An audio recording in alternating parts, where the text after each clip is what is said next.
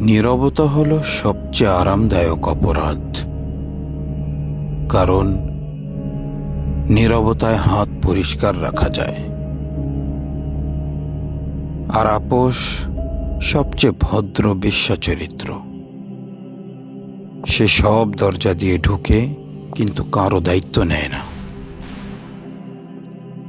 এই দেশে অনেকেই বাঁচে মাথা নুয়ে, মেরুদণ্ড ভাঁজ করে। অনেকেই বাঁচে পিঠ দেখিয়ে, একটু আড়াল হয়ে।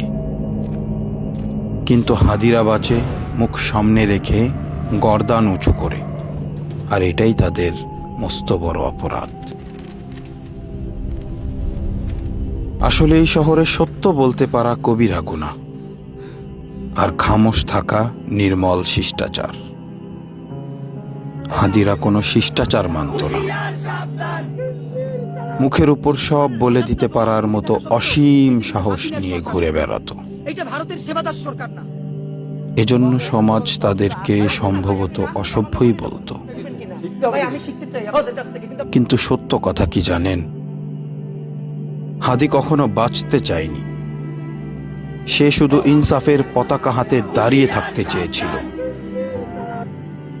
এই চাওয়াটুকু মহাপরাক্রমশালী আল্লাহ তার দরবারে কবুল করে নিয়েছিলেন।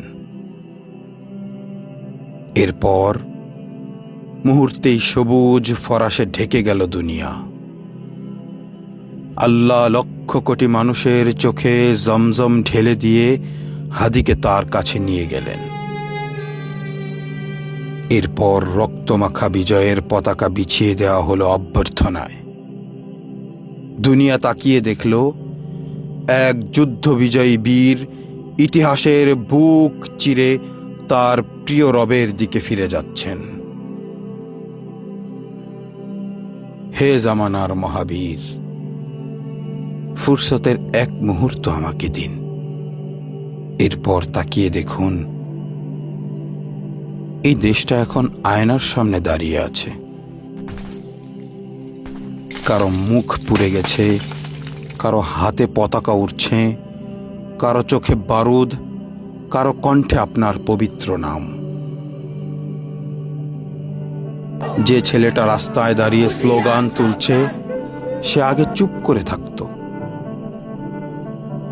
যে মেয়েটা প্রশ্ন করছে, সে আগে মাথা নিচু করে সবকিছু এড়িয়ে যেত।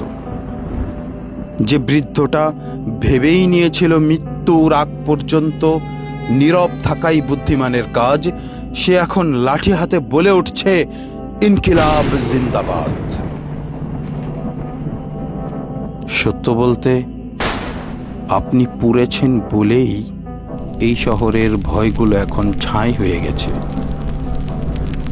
নীরবতার দেয়ালে ফাটল ধরেছে, আপোষের ঘরে তালা ঝুলছে, ভদ্রতার মুখোশ নর্দমায় মুখ থুবড়ে পড়েছে।